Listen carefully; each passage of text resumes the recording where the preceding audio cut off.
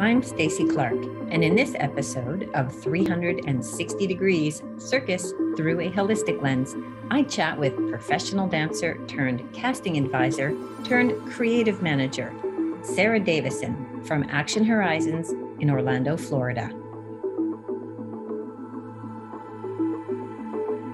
Hello and welcome back to 360 Degrees Circus Through a Holistic Lens. I'm Stacy Clark, and today I'm delighted to have with me as my guest, Sarah Davison. Sarah is the creative manager at Action Horizons, and it's her job to fill you in on what that means and what that looks like today. But first, before we get into Sarah's full background and a look at what she's done to get herself to this place, I thought I would share that Sarah and I have worked together in the past. We enjoyed a really significant chapter of our careers at Cirque du Soleil together, where she was leading the casting department in the Vegas office and I was in the Montreal office. So we had the pleasure and opportunity to grow and connect together, working very much in the casting field.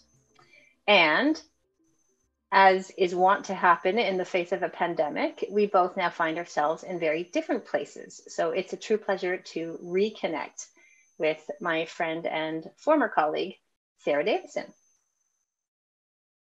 Thank you, Stacy. It's a pleasure to be with you today. So I'm Sarah, and I started as a dancer. My dream as I grew up was to be a ballerina. And I trained at national schools. I am French, born and raised. And I did my formal ballet training in France, hoping to wear tutus for the rest of my life. As one can find themselves, my trajectory took a different path when I was hired by Franco Dragon to be in the original cast of A New Day with Celine Dion, which moved me to the United States. And from there, it was an eye-opening, there's so much more than what I thought there was to entertainment, and I need to keep exploring. From then on, my career really was about exploring and trying new things. After A New Day, I was lucky to be hired as one of the original ballroom dancers in Le Rêve. So the whole scuba diving and ballroom dancing. And eventually I found myself joining Cirque du Soleil as a dancer, performing all type of dance, including hip hop, contemporary, ballet, even tried some pole dancing, and also characters, etc. within the show.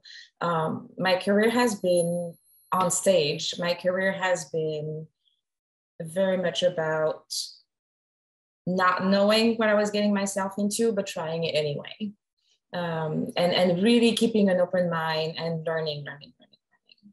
Once the show I was with Cirque du Soleil Viva Elvis was announced to close, I took a good look at myself and I decided that it was time to maybe start looking at a transition. And this transition happened much faster than I thought. Within 2 weeks, I became a casting advisor for Cirque du Soleil. And that lasted for about almost a decade. And I never realized that being on the other side would be so much more fulfilling than actually being on stage as an artist. So that's when I realized that I had a true passion for helping others achieve their dream. That's when I realized that this is where I was meant to be. And once the pandemic happened, I had to say goodbye to Cirque du Soleil and explored other career choices while entertainment was on pause.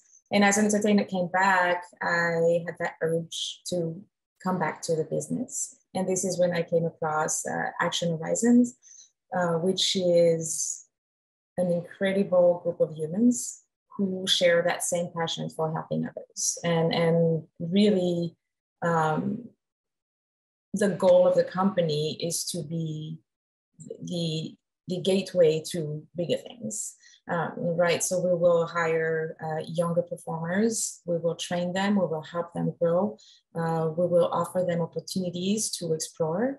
And then the goal is not necessarily to keep them for 15 years. The goal is to, set them on the path of what they're meant to be after that. Which I love. This notion of pathway has always been so close to my heart. This idea that, as you've already described, we transition, we evolve, we grow. And so I love this notion that just where you sit in the ecosystem, in the pathway of these artists as it relates to their ultimate career. Before I let you continue, I want to jump on something around this transition, which now dates back over a decade, but talk to me about what you brought to the role of a casting specialist because you had experience on stage, because you had lived the life of a performing artist. Do you feel that that was an asset? Were there some specific qualities that you feel let you excel in your job as a casting specialist? It was absolutely an asset. I think knowing what it feels like being on the other side helped me making auditions and casting call experiences much more human for the artists. And that's something that I've really been striving for, to make sure that this is not just another casting call where you're a number. I think it was always important to make every person feel seen, make sure that they have had their time with us, and that we give them proper feedback, whether they are in or out. We're here as guides and as an introduction to the company or to the project. So we're the first face that they're going to meet in the process. So if we're not there to support them through this, of course we're working for the project, we're working for the company, but we have a big responsibility to the artist in that process. I remember being in the room, and these are the most stressful days. It's 100 times more stressful than being on stage, because you're being judged, you're being taken apart in a million pieces, and especially with Cirque, like we were taking them apart in a million pieces in ways that I have never seen anybody else do. It's absolutely essential, I feel, to have that notion of what they are going through. I love that. And of course, that's such a relevant subject matter, not just in the context of this series, which I really firmly believe in that much more human interrelational sort of connection. But I think in today's world, I think that there's actually a zoom out factor here where we can really appreciate that when that individual comes into the room, as you say, with their own kit, their own baggage of expectations and pressure and nervousness, and no matter where you are in your career, there's always going to be some element of apprehension and wanting to achieve and do your very best. Knowing that the people that are on the other side of the proverbial table are there wishing you success. I think that's something that is so key in terms of compassion, guiding and leading and mentoring with empathy and compassion, to say, we're here, we want you to succeed. Yes, we do have a job. We are evaluating. We are arguably even judging, because we have to make certain things fit in to a bigger landscape. But we do that with heart. We do that with the drive to see you succeed. Absolutely. I think my favorite phrase was, please guys, remember, we want you to do well. We want each and every one of these person coming into the room to be that rock star. We really do. As a casting agent, it would make our life a lot easier, eh? But also, but also, we've been that person, right? And we've been hoping that we would make it. And often, another good reminder is, just because you don't get the gig does not mean that you weren't noticed, does not mean that you weren't good. It's casting is so more often than not, casting is so specific, right? We have a box that we're trying to fit in, and as much as I know we're trying to be creative and pick wild cards, I mean, if the client is very fixated on a profile, that's what we need to deliver. So that's where that feedback comes in. That's where, and making sure that we tell these artists, you were phenomenal. I just don't have anywhere to put you. I feel is important for them in their path and in their understanding where they sit in the business, right? I think that's so key and very special. I don't think it's happening necessarily everywhere all the time, but I love the fact that there's two things happening as I understand it, as I live it in today's world in entertainment casting. It's that there are some very committed individuals who, just as we said, want the talent to succeed. And then there's the talent that remains open to that feedback. So let's talk about that, because I found that in the last sort of 5+ years, especially, that the desire, the seeking of feedback became more and more evident and enhanced. It was no longer okay to just cut someone and send them home, and they weren't okay with it either. They needed to know, what can I do better? How can this maybe have a different outcome down the road? Where might I go to find myself a better fit? And this better fit is what you're talking about when we look at, sometimes the rigidity of certain profiles, understanding that this isn't a direct correlation all the time to what you're capable of doing, what you'll be able to do in your future. It's what this company, this role needs right now is XYZ, and you happen to have ABC, and it's just not quite the right fit. But that relationship piece that we touched on, that's the part that I find interesting. Talent is asking for it. Mm-hmm. So can you describe for me a situation, you don't need to get into the details of who it was and exactly the scenario, but think of a situation where you knew that this potential candidate was just that, potential, not ready yet, maybe a little bit too green or not quite evolved enough in their skill set or whatever. What would your feedback look like? What would that sound like to the recipient? Well, first, it would be a gratitude for, the time that they've spent. And obviously there has been work and there's interest and there's a will and there's a passion. So first, yes, I would express my gratitude because I know what it is to be judged all day. And I feel like it's incredibly courageous for anybody of any level to show up in an audition room and just be them. And then it would just be a pointer, like you have all the skill set, but they're not quite linked the way we would need them to be yet. Or you have the main skill set we're looking for, but that second extra bit that is absolutely needed for this particular role is not there. So first, explain exactly what it is that we see and what it is that we need, because understanding why is going to be key for them to grow. And if that's something they want to reach for and continue striving for, then they have an idea of what path to take. Second, how to get there. Like, are there pointers that we can give them on who to train with, where to go? What specific step or skill or element they need to really, really focus on. Like, do you need to go take some acting classes? Do you need to just work on your flexibility? Like, it could be something as simple or as complicated as depending on the situation. But again, like, I feel a duty to support and help and plant the seed, right? Green talent is going to be there always, but we have seen people coming in audition and being completely green, and these 2 days of audition ending up serving as a workshop for them, and the following year they came back and had digested everything that we have taught them, and they were rock stars. So a no can really turn into a massive yes if you use it the right way, right? But it's also our duty as casting agent to share what we see and what we need to see. Otherwise, they're just as clueless as when they can. They're only gonna keep showing us what they know.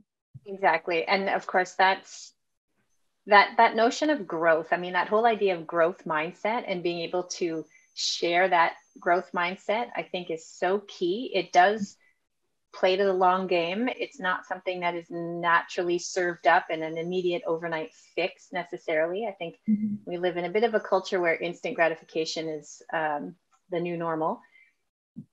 But I'm with you, and I can recall very specific instances of knowing that there was something special in that individual and feeling that same sense of obligation, but also excitement on their behalf that it's not right now for you, but it's not far. It just needs these kinds of steps. Here's my suggestion in this context about what might help you go down that path.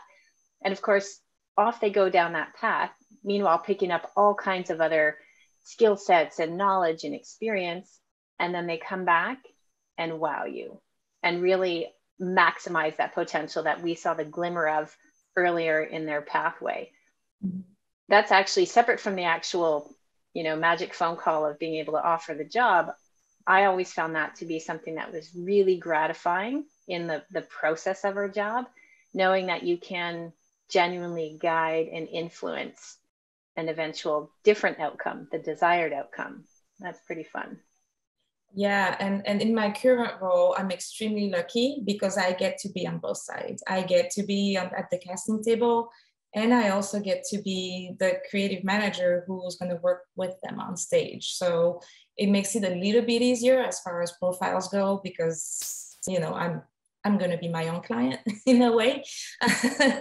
but it's true, and that's why we're going, where we're really starting to implement workshops in our sourcing actions where we see a local pool that is so close to be there, and the only way we can get them there is by helping them and giving them this much information so that by the time they show up to our door, they are ready. And it's a win-win. It's a win for them because they have the information, they have that confidence, and they know what they're getting themselves into. But it's a win for the company too, because it will shorten our integration process. It will, allow us to know the people a little bit closer, know if the personality is a fit for the company. So these are all things I think that will be a win-win. Reaching out to the community is a big deal, I feel, for most of our entertainment peers. Nowadays, we're in such a heavily over communicating world, but we don't connect as much.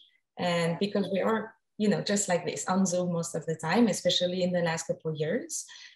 So if we can do this outreach, if we can just give 1 ounce of what the magic sauce is going to be for us, I truly feel it will be a positive experience on both sides. And ultimately better results, as you point out, win-win. So let's unpack that, because that's a great segue to transferable skills. And you find yourself today in a space that's very different. There's the whole career adaptation and transition for you, stepping into specific disciplines that have not necessarily been a part of your resume in the past. But knowing also that this idea of transferable skill, having lived it, is really relevant when you are looking for your current roster. So tell me a little bit about your process when it comes to casting for this new company.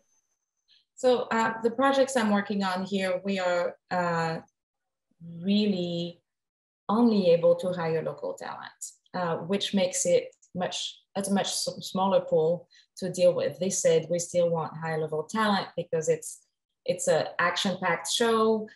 We need a high level of stamina, skill set as far as stage fighting. We have high falls that require pretty good skills. So there's this pretty significant skill set we need in terms of performance, but also safety, because what we do is dangerous. And of course, we do have talent here, but there's a ton of competition. I'm in Orlando, and there are many projects that are looking for these same unicorns. So what I have found myself doing, looking for, to grow a roster, was really to start looking at what other disciplines would be related enough to what we're looking for. Let's take the high flyers, for example. What other discipline would be close enough or would have, let's say, enough air awareness for us to be able to put them through a minor workshop and transform them into, yeah.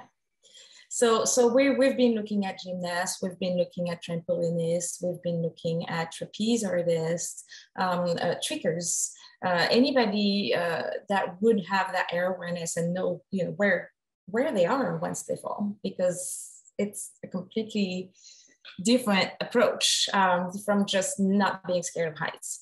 And we're just right now, actually today is our last day of this last set of rehearsal, and this strategy actually works, so we're finding that with the right training and the right attention and the proper language, we are able to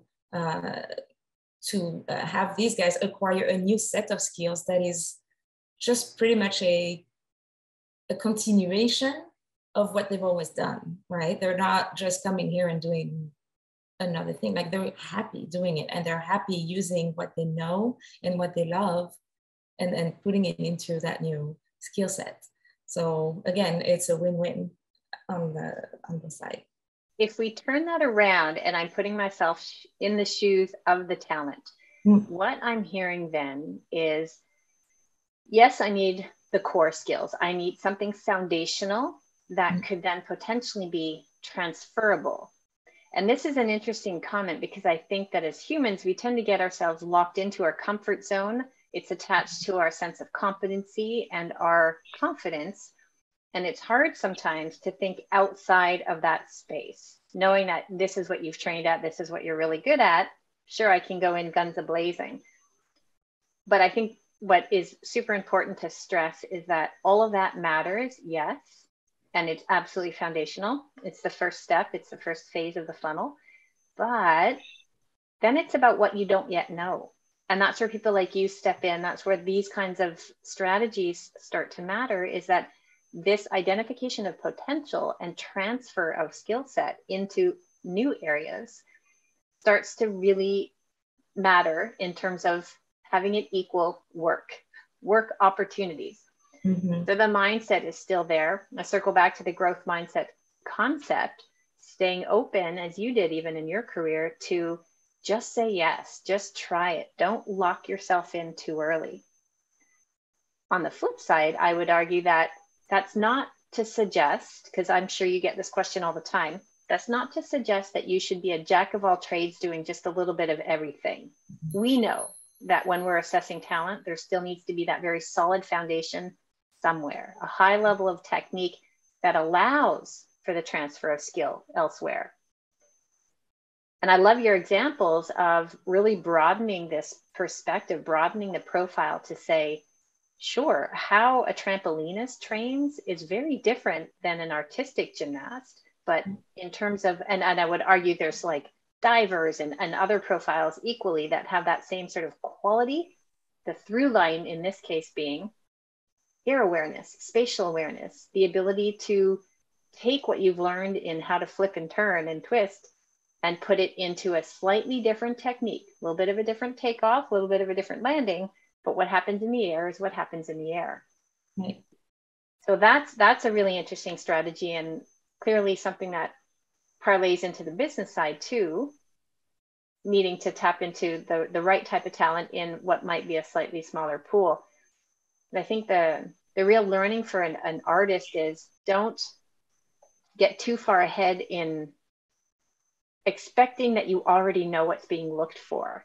I think you need to know what you're bringing to the table, and then you need to be ready when they're in a room with you to be challenged to try something new and take that leap of faith, transfer the skills into the new space. Isn't that the fun of it though? When I look back, and I know I have been extremely fortunate. You know what I mean? I have a career path that exceeded any expectation that little girl Sarah had even dreamt of. But hadn't I have that mindset of, sure, I'll give it a try, or yeah, I'm going to give it my all because you know what, this looks really cool and I want to look cool, or you know, like it's as simple as that. You know, I think never settling is the key as an artist, whether you decide to learn guitar or even calligraphy. Like it's that constant mindset, right, of always challenging yourself and staying curious.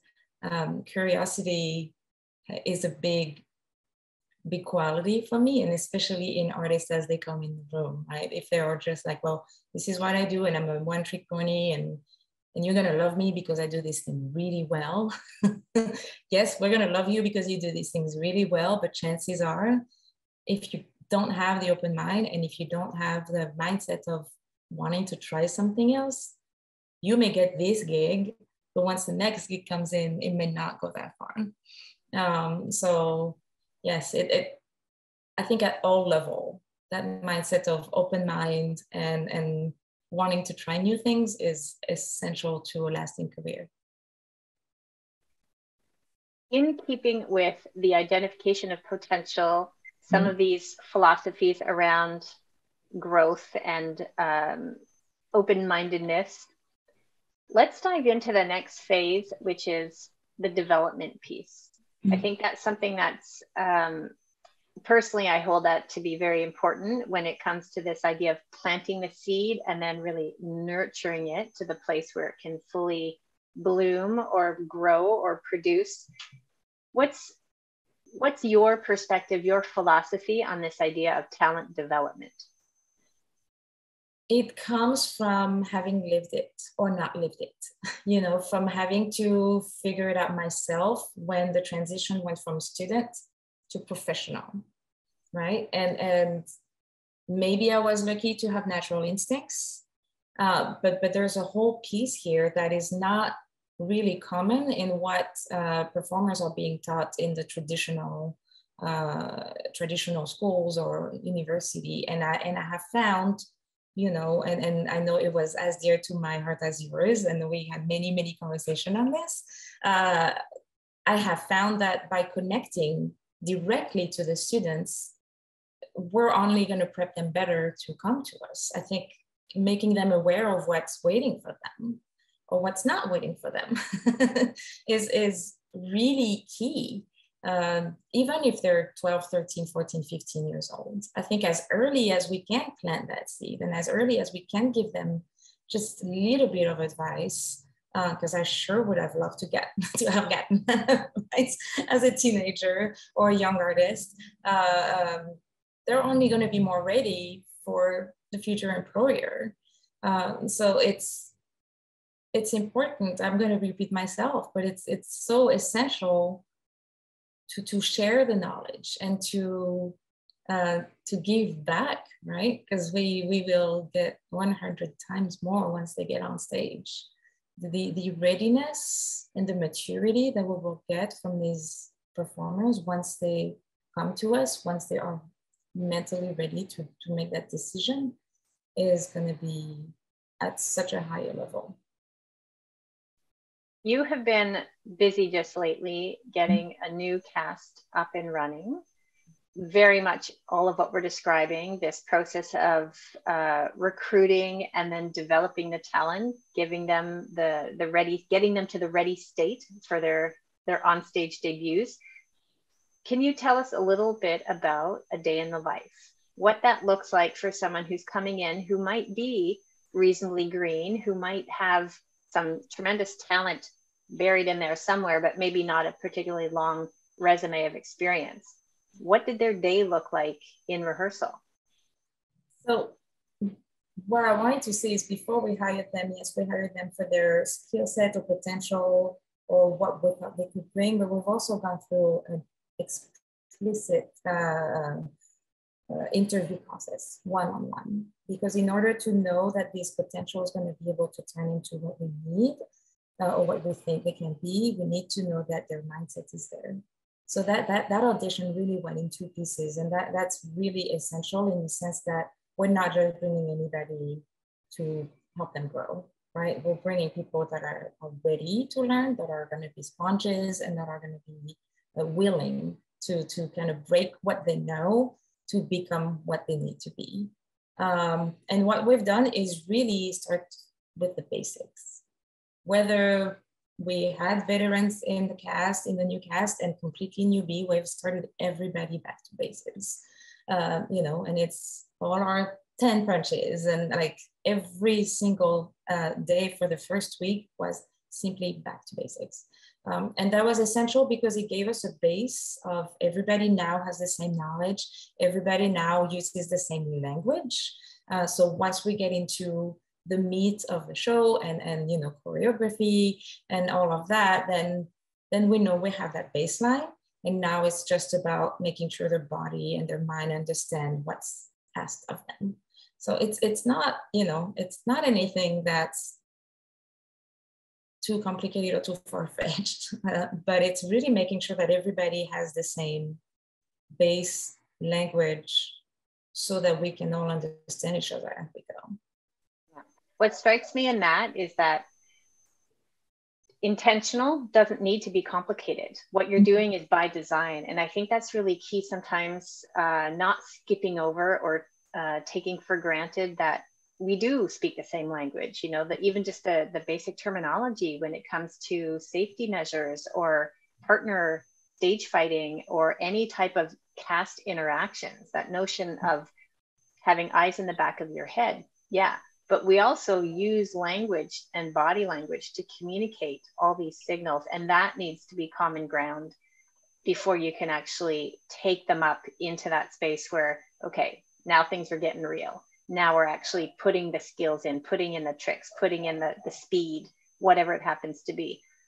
So I love that idea of just being very much by design in the process, which, I mean, certainly again, now we step back into the shoes of the person on the other side of the table, that actually affords us the chance to see if we've done the selection right, if we've done our scouting job correctly, that we are bringing people along, not at the exact same rate. That would be unrealistic to think that everybody is paced exactly one just like the other, but at a regular and sort of upward trajectory, meaning, oh yeah, they really are a learner. Look at that person. He's a great listener, or she's really amazing at taking a note and then putting it directly into her body, whatever the case may be. Seeing those tangible results, I think, could be really exciting. So tell me a little bit about this two-sided coin, the role that you play, where you not only bring them into the room, but then you actually actively work with the artists throughout the rehearsal process. It's such a privileged spot because, as you know, during all our tenure at casting, we were very much just bringing the talent from the outside to the inside. So this has kind of been a gift for me because I was craving that connection with the after. Obviously, my experience in casting is helping me, making sure that we really get the right people. And because I've been there since day one, the connection that we have through this process is much deeper. I go from the person who brought them in to the person who trains them to the person who manages them on the day-to-day. So we really are getting to know each other quite deeply. And it helps me guide them better. It helps me go to, John, who's maybe a little bit slower learner, but once he gets it, he gets it. And knowing how to communicate with that guy. Since the day one of audition, I have seen what this person was going to need. So it's an asset for me because I know exactly what to get myself into on the first day of rehearsals, and I'm already prepared, and I'm already have the right idea of who's going to do what. Obviously, people's behavior and can evolve in a 4 weeks process, but it really has been a gift in that sense that I get to see it all, and I get to see the entire cycle of the performer from up until when they leave us. Like I will be the one, giving them that goodbye interview and telling them, so what was your experience and what could we do better? So it's super privileged for me to be able to be with them throughout the whole cycle. What I'm hearing then is this opportunity to connect with the human behind the artist, which is another thing I think we just share in terms of interest and passion and meaning, purpose, really, in the job. Now that you're very much immersed in that, talk to me about the selection process and what you're looking for separate from skills, separate from the physical performance that we can evaluate based on known criteria. What else goes into your selection? First and foremost, be a good human. I think, knowing how to be around people and not like being able to be around people and being kind and being humble, like these are all they're not no-brainers. Like it's essential, and that's the only way I think we survive as artists in this business. But also, again, that hunger to learn, the will to try new things, the just overall openness. I have found myself preferring to hire somebody who's so green and has never done a non-stage show, because I saw, like, it was just in this last audition, one of our latest hired was a tricker who had competed and had done, some competition, but really, really young and really green, extremely gifted physically. And we did the audition with him, and instant eye contact, instant communication with his partner, and any note, like just the body was going in the right way. It just great instincts. And I looked at him and I looked at my colleagues at the table and I said, whatever role we put this guy in, he's in, because he gets it. And he has never done a show before.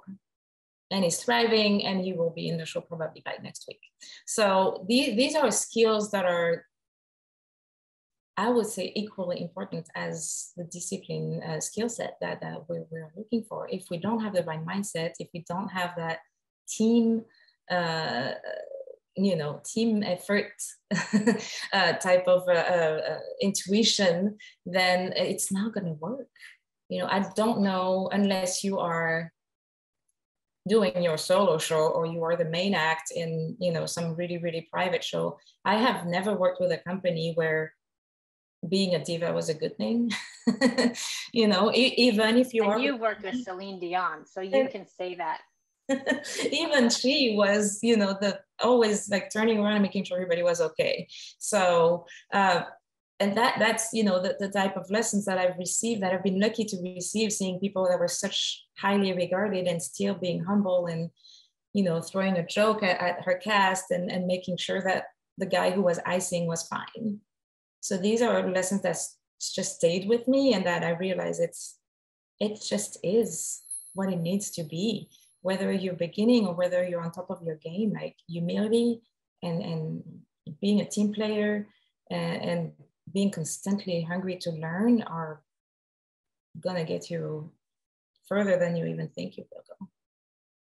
Yeah, and I think the reminder in this is that those human attributes can be nurtured. So where that needs to start is with a degree of self-reflection and being able to identify one's own blind spots or areas that might need a little bit of extra attention.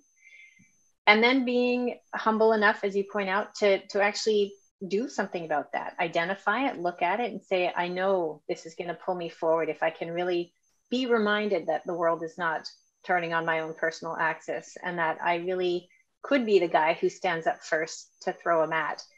That generosity of spirit, that teamwork aspect, sometimes, well, frankly, we all have those things that need a little bit of extra work. And I think it's so key to make space for that, space and time.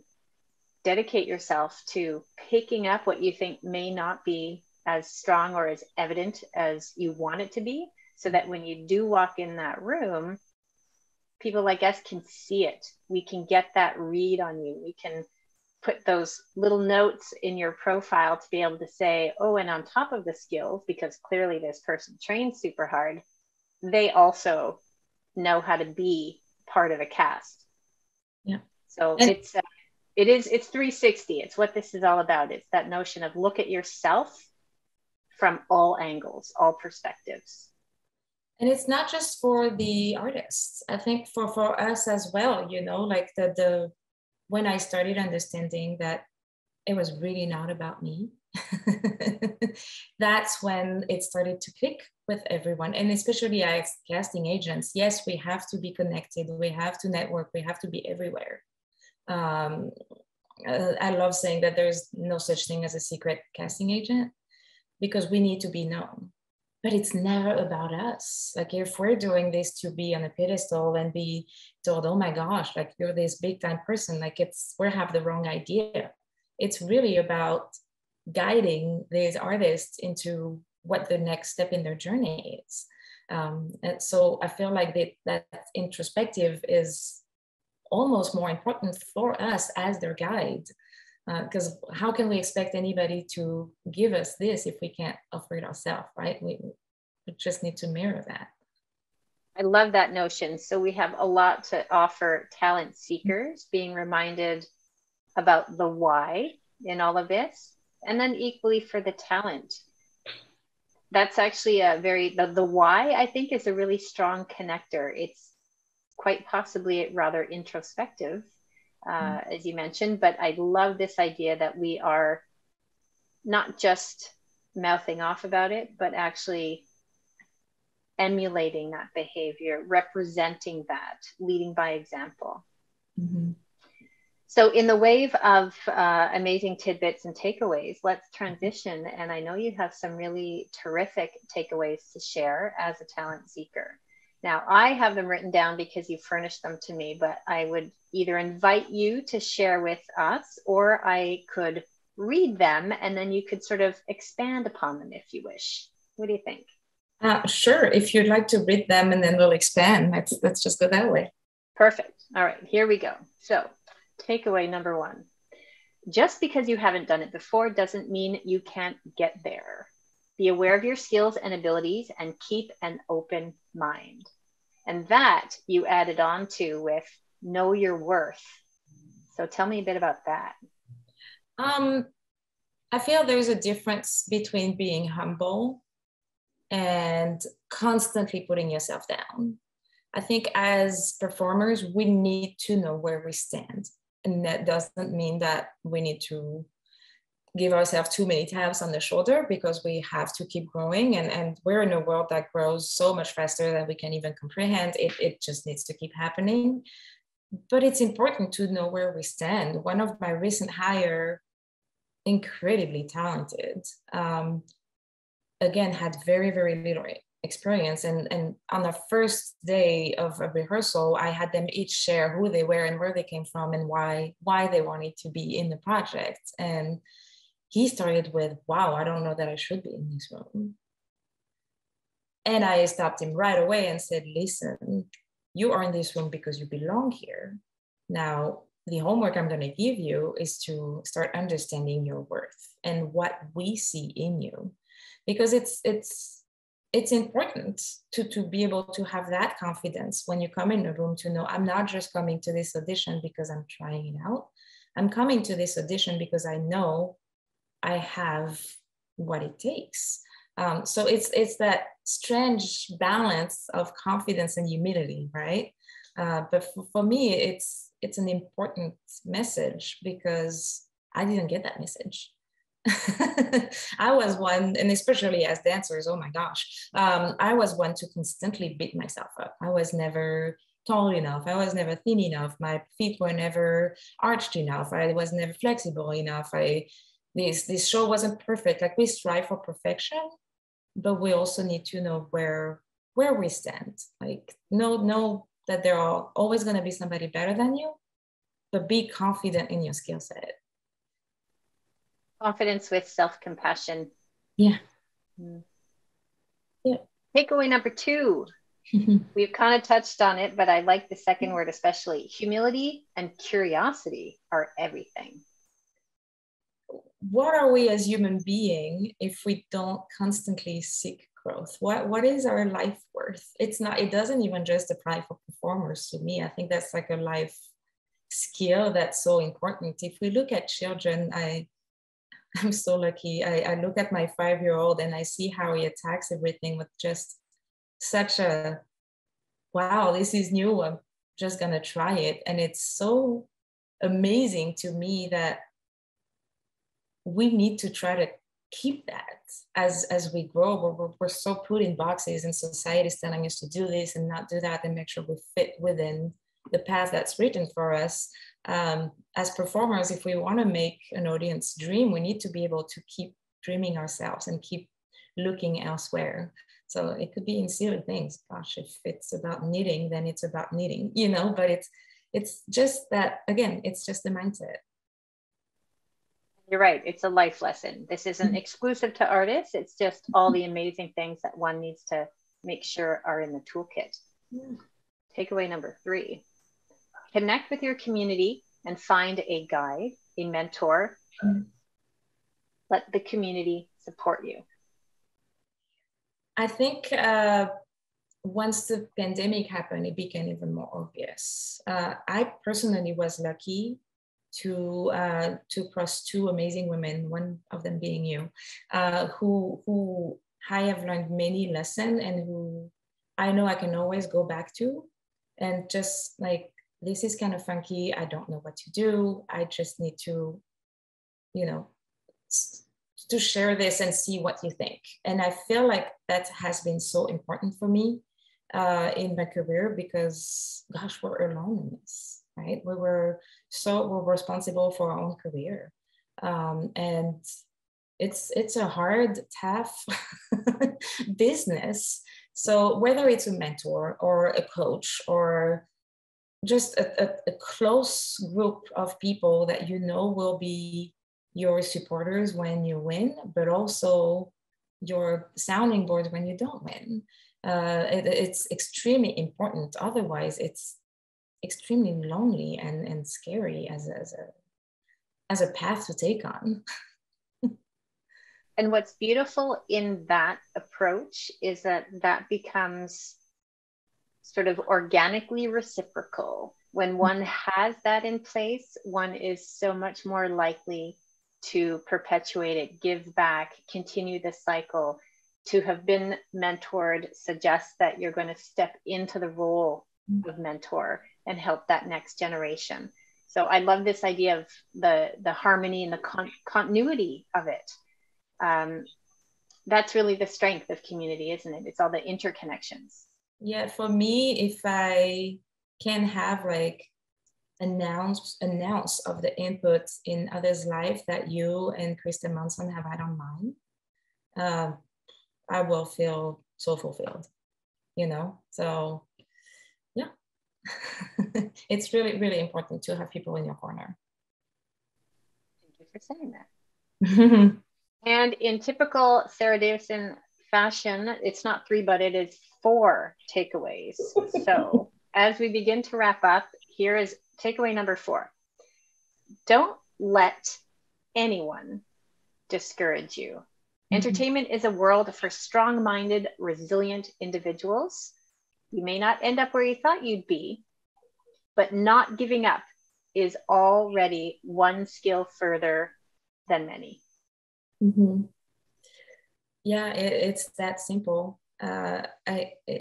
Just looking at my own life, that was my biggest lesson. I grew up thinking I was going to be a ballerina and I was going to do Swan Lake my whole life. And it has been so much more. And had I not said that one yes at that one time, and had I said in my original idea, I probably would have not even gotten that career, because I wasn't the typical ballerina you were looking at anyway. So your path may be even bigger than you think. And until you give it a try, you're not gonna know. And be willing to see where it takes you. And I think that's it's a great it's a great link, because that's the message that I give to artists when they come in the room. You know, the first thing I would tell them is, be you and let the day take you where it takes you. You will do things that you may not thought you would ever be capable to do, but let it happen. You know, maybe be open to new and different, and whatever comes to you, let it happen. Sarah Davison, creative manager, casting agent, wise woman. Your people are lucky to have you, and I'm very appreciative and feel very lucky that you spent time with us here on 360 Degrees. So thank you. Thank you so much, Stacy. My thanks again to Sarah, and thanks to you for tuning in. See you next time on 360 Degrees, Circus Through a Holistic Lens.